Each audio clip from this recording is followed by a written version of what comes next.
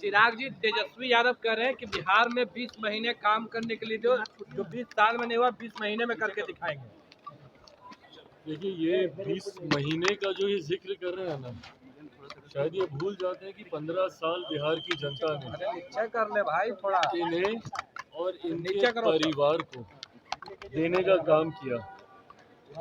और उन 15 सालों में जो इन्होंने बिहार को बर्बाद करने का काम किया, परिणाम स्वरूप आज भी कई बिहारी जो उस वक्त बिहार से पलायन करके गए थे, पीढ़ियां बीत गई, पर वो वापस नहीं आ पाए उनके जंगल राज की वजह से। तो ऐसे में जब वो 20 महीने का जिक्र करते हैं तो एक बार अपने परिवार के ही नेतृत्व में जो 90 का दशक था उसको याद कर लें। और उसको याद करना ज़रूरी है क्योंकि उस दशक ने जो बिहार के हालात किए थे, आज भी उस खाई को भरते हुए दशकों बीत गए हैं और उसके जिम्मेदार सिर्फ राष्ट्रीय जनता दल, इनकी पार्टी और इनके परिवार का नेतृत्व ही रहा है, जिसकी वजह से आज भी बिहार बनिस्बत राज्यों के अगर उस ऊंचाई पे नहीं पहुंच पाया, उसका जिम्मेदार वो 90 का दशक रहा है। और ये आज की तारीख में जो यंग वोटर्स और खास तौर पर जो फर्स्ट टाइम वोटर्स हैं, जिन्होंने शायद वो 90 का दशक नहीं देखा होगा, जो 2005 के बाद पैदा हुए होंगे और 2025 में पहली बार वोट डालने जा रहे होंगे, उनको ये जानना ज़रूरी है कि क्या था वो 90 का दशक और क्यों उसको जंगल राज के नाम से कहा जाता है। किस तरीके से लूटमार, हत्या, अपहरण, डकैती, महिलाओं के साथ बलात्कार, बच्चों तक की हत्या, निर्मम हत्या किस तरीके से दिन दहाड़े खुलेआम की जाती थी, जिसकी वजह से देश में ही नहीं विदेशों तक बिहार को बदनामी झेलनी पड़ी, जिसकी वजह से आज भी बिहार और बिहारियों को एक गलत दृष्टि से देखा जाता है दूसरे राज्यों में, दूसरे देशों में। तो उसके जिम्मेदार तो यही रहे थे। तो अब एक और 20 महीना लेके क्या करना चाहेंगे? और बर्बाद करना चाहेंगे? जितना इनको और इनके परिवार और उनकी पार्टी को करना था पहले ही कर चुके हैं। इलेक्टोरल रिवीजन हो रहा है बिहार में। तेजस्वी यादव कह रहे हैं कि फर्जी लोकसभा में क्यों नहीं करवाया गया था इन सब चीजों को, विधानसभा में क्यों हो रहा है ये सब? रिप्रेजेंटेशन ऑफ पीपल्स एक्ट के तहत 1950 इसके तहत ये प्रोसेस समय समय पर अपनाया जाता है और इसको अपनाना भी ज़रूरी है, ताकि इसकी आड़ में जो फर्जीवाड़ा होता है, कई बार हम लोग देखते हैं कि अगर किसी का निधन हो गया, उसके नाम भी उसमें वोटर लिस्ट में डाला होता है, जिसकी वजह से जो सही मतदाता है, जो वोटर है, वो अपना वोट नहीं डाल पाता। ऐसे में इस प्रक्रिया को और ट्रांसपेरेंट करने की सोच के साथ समय समय पर इस प्रोसेस को अपनाया जाता है। और जिनको इस प्रोसेस से चिंता हो रही है, उनको डर पहले से ही है अपनी हार का, और वो लोग पहले से ही बहाना ढूंढने का प्रयास कर रहे हैं कि नवंबर में जब रिजल्ट आएंगे तो इनको कोई ना कोई तो बहाना चाहिए। भाई, ईवीएम का बहाना कितनी बार ये लोग अपनाएंगे? तो अब इनको ये एक और बहाना मिल गया है जिसपे ठीकरा फोड़कर ये अपनी हार की जिम्मेदारी और जवाबदेही से पल्ला झाड़ना चाहिए। ट्रांसपेरेंसी नहीं दिखा रही है इलेक्शन कमीशन। कह रहे हैं कि कितने सारे कागजात मांगे जाएंगे, बाढ़ का टाइम है बिहार में, कुछ नहीं मिलेगा तो क्या करेंगे उन लोग? जानकारी लेना भाई, उसके लिए जानकारी लेनी जरूरी होगी ना। आपको वो तत्परता दिखानी होगी। जाके पूछिए कौन कौन से फॉर्म्स है, 3 तरीके के फॉर्म्स उसमें सामने हैं और उस 3 तरीके के फॉर्म में ये दिखाया जा रहा है कि भैया 2003 से पहले जो लोग मतदाता सूची में थे उनके लिए वो फॉर्म है, जो उसके बाद जुड़े उनके लिए दूसरे तरीके का फॉर्म है। तो आप जाइए, जाकर आप जानकारी लीजिए, देखिए फॉर्म में क्या है क्या नहीं।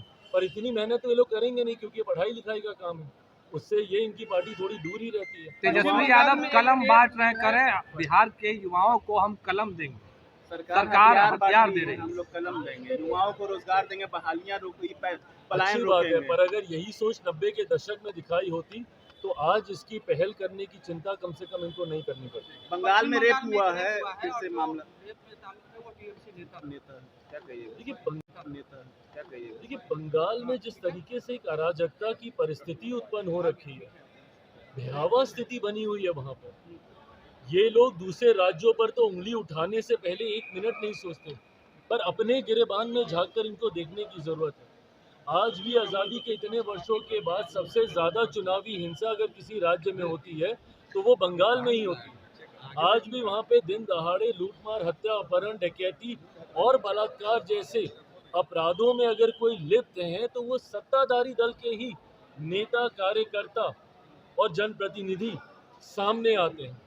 ऐसे में जिस तरीके से एक अराजक परिस्थिति वहाँ पे बनी हुई है, मैं तो बल्कि केंद्र सरकार से आग्रह करूंगा कि नहीं संभव है भैया वहाँ की सरकार से उस राज्य को संभाल, वहाँ पे राष्ट्रपति शासन लगाना चाहिए और उसके तहत ही हम लोग को चुनाव में जाना चाहिए ताकि चुनाव शांतिपूर्वक तरीके से पूरे किए जा सकें। चिराग जी, बिहार में आयोग बने हैं, उसको लेकर लगातार नेता प्रतिपक्ष तेजस्वी यादव सवाल पूछ रहे हैं, कह रहे हैं कि क्या दामाद आयोग के बाद बहनोई आयोग, मेहरारू आयोग भी बनेगा?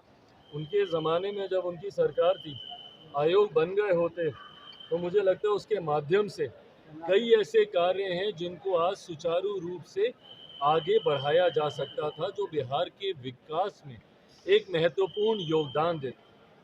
और ये जब दूसरों के ऊपर उंगली उठाते हैं तो उनको इतना भी याद करना चाहिए कि उनके परिवार के कितने सदस्य कहाँ कहाँ, किस किस पद पर, किस किस सदन में मौजूद हैं और रहे हैं। वो तो उस परिवार से आते हैं कि जब अगर उनके पिता को जेल जाना पड़ता है तो उनकी माता को मुख्यमंत्री बनाया जाता है। वो किस कानून के तहत हुआ किसी को नहीं पता। बट बहरहाल मैं ये मानता हूँ कि अंतोगत्वा आपकी काबिलियत ही आपको आगे लेकर जाती है। अगर किसी अध्यक्ष ने, जिसको आयोग की जिम्मेदारी दी गई है, अगर वो उसके लायक नहीं होंगे, काबिल नहीं होंगे, तो सरकार बैठी है, ये एक संवैधानिक पद है फैसला लेने की। टीम संसद कल आप कर रहे हैं, क्या आप वहां से ऐलान कर सकते हैं आने वाले विधानसभा चुनाव में कहां से लड़ेंगे? भाई कल एक बड़ी बैठक पार्टी के द्वारा आयोजित, एक बड़ी सभा पार्टी के द्वारा आयोजित की जा रही है नालंदा के राजगीर में। जैसा मैंने कहा कि हम लोग अलग अलग संभाग के कुछ जिलों को एकत्रित कर कर हम लोग ऐसी बड़ी सभा का आयोजन कर रहे हैं। कल बहुजन भीम संवाद है। हाल फिलहाल के दिनों में विपक्ष ने अनुसूचित जाति जनजाति से आने वाले लोगों को भ्रमित करने के लिए कई तरीके के भ्रम फैलाने का, फॉल्स नैरेटिव फैलाने का कार्य किया। लोकसभा के चुनाव के दौरान भी आप सब ने देखा होगा कि किस तरीके से आरक्षण समाप्त कर दिया जाएगा, संविधान की हत्या कर दी जाएगी। ये तमाम बातें, झूठी बातें लोकसभा चुनाव के दौरान भी इन लोगों ने फैलाने का काम किया। इन बातों का असर उत्तर प्रदेश जैसे राज्यों में हम लोग को देखने को भी मिला। ऐसे में भविष्य में चुनाव के दौरान फिर विपक्ष प्रयास करेगा इस तरीके के भ्रम को फैलाने का।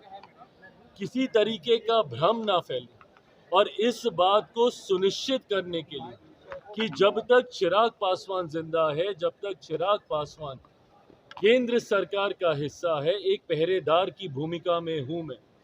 समाज के अनुसूचित जाति जनजाति, पिछड़ा, अति पिछड़ा, वंचित वर्ग से आने वाले लोगों के लिए, अल्पसंख्यक वर्ग से आने वाले लोगों के लिए एक पहरेदार की भूमिका में मैं और मेरी पार्टी है। और जब तक हम लोग वहाँ पे मौजूद हैं, ना आरक्षण को किसी तरीके का कोई खतरा है, ना संविधान को किसी तरीके का कोई खतरा है। इस वर्ग में पुनः ये विश्वास दिलाने की सोच के साथ कल नालंदा के राजगीर में इस सभा का आयोजन किया जा रहा है। बड़ी संख्या में वहाँ पर लोगों की उपस्थिति होगी, जिसके माध्यम से हम लोग अपनी बातों को, बिहार फर्स्ट, बिहारी फर्स्ट को